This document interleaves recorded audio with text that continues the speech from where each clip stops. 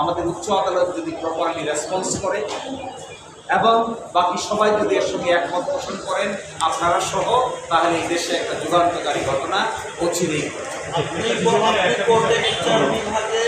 অদৃশ্য একটি হাতের কথা বলেছেন, একটি সচিবালয় হয়ে গেলে হাত করতে হবে বিচার বিভাগ, কি মনে করেন? বিচার বিভাগকে যারা কন্ট্রোল করেছেন তারা এই অদৃশ্য হাতের দোহাই দিয়েই সরকারের পক্ষ থেকে ভয় দেখিয়েছে এবং এই ভয় দেখিয়ে তাদের মাধ্যমে অনেক অনৈতিক কাজ করিয়ে নেওয়ার অপচেষ্টা করেছে। ফলে এই জায়গা থেকে তাদের এই নাটাই দূরে সরিয়ে দেওয়া যায়, প্রধান বিচারপতির অধীনে যদি তা নিয়ে আসা যায় এবং সুপ্রিম কোর্টের অধীনে নিয়ে আসা যায়, তারপরে পরিপূর্ণ সংশোধন হয়ে যাবে তা আমি বলছি না, তবে তার তাৎপর্যপূর্ণ উন্নতি সাধিত হবে। বিভিন্ন বিভাগীয় শহরে বিশেষ করে ময়মনসিংহে বলেছিলেন যে এই আলাদা সচিবালয়ের জন্য আইন প্রণয়নের হাসপাতালের উপরে মানে কাজ চলছে, অধ্যাদেশের খুব সম্ভবত তিনি বোঝাতে চাইছেন। যাই হোক, আপনাদেরকে এই পর্যায়ে মনে হচ্ছে যে এইটিকে বাধাগ্রস্ত করার জন্য আমাদের ছোটো ছোটো আমলাতন্ত্র বা ওই অদৃশ্য হাত দিতে তারা এখনও কাজ করছে।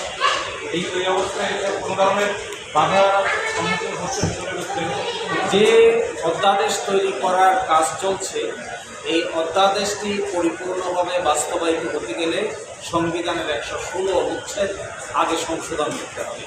116 অনুচ্ছেদ সুরাহা করা ছাড়া শুধু অধ্যাদেশের মাধ্যমে বিচারিক ক্ষমতার পরিপূর্ণতা দেওয়া সম্ভব নয়। আমরা আজকে যেটা বলেছি যে অধ্যাদেশ তৈরি করার যে কাজ চলছে তার গতিতে চলছে এবং এটি এখন আইন মন্ত্রণালয়ের ভেটিংয়ের জন্য আছে।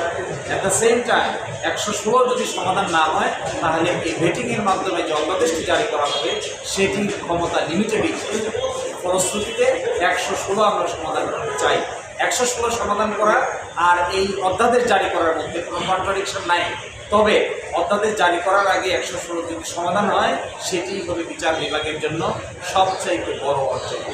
এই পুরোটাই স্ট্রাকচার নাকি আছে? আমরা মূলত স্ট্রাইক ডাউনের চাইতেও বেশি আন্দোলন করেছি রেস্টোর করা, অর্থাৎ অরিজিনাল সংবিধানে 1972 সালের সংবিধানে যেভাবে সুপ্রিম কোর্টের উপর ন্যস্ত ছিল এটাই যেন আবার ফিরিয়ে আনা হয়।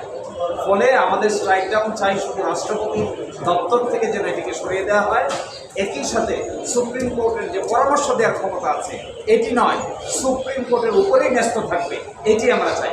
শুধু পরামর্শ দিবে কেন, সুপ্রিম কোর্ট সিদ্ধান্ত নেবে এবং বাস্তবায়ন। পরবর্তী শুনানি কবে? আগামী মঙ্গলবার এবং বুধবার পরবর্তী শুনানির জন্য দিন নির্ধারণ করা আছে।